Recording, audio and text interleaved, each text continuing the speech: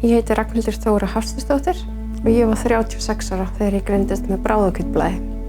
Þegar ég greindist með bráðahvítblæði þá var ég ólétt á 3. drengnum mínum. Þau einkenni sem ég fann fyrir voru rauninni eitthvað sem ég gat klínt bara á óléttina. Maðurinn minn, hann bara lamaðist á ótta og foreldrar mínir líka. Ég veit ekki hvort að mamma vilja segja það en hún spurði lækni hvort ég myndi missa hárið.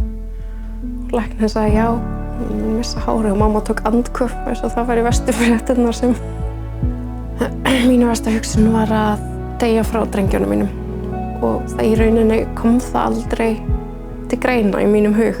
Á tímabili vitum við ekkert hvort að litli drengurinn okkar hafi það af. Þegar ég segi frá því að ég sé farin á stað þá er mér trillað inn á skurðstofu og gjörgæsludeild og þar sest ég upp og fæði kraftaverkadrengi minn sem kemur heilbrigður í heiminn á 33. viku. Hann kemur með hendina út svona með svona eins og súpumann og er algjört kraftaverk. Kraftur kom bara í rauninni bara þegar ég lagðist inn á krabbameinsdeildina.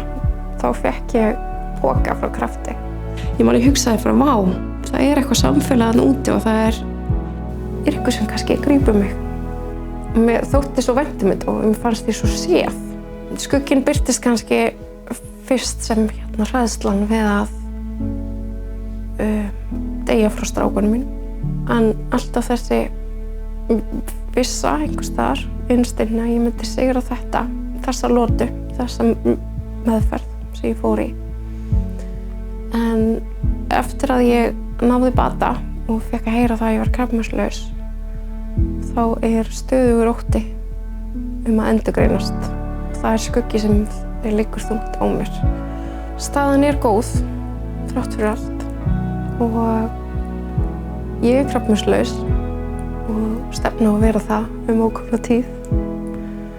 Þessi setting, lífið núna, hefur einhvern veginn alltaf fylgt mér í gegnum lífið. En þegar maður hefur gengið í einhvern svona áfall, þá finnur maður það alveg inn á beini hversu sönn þessi setning er og hversu mikið áhrifamikil hún er.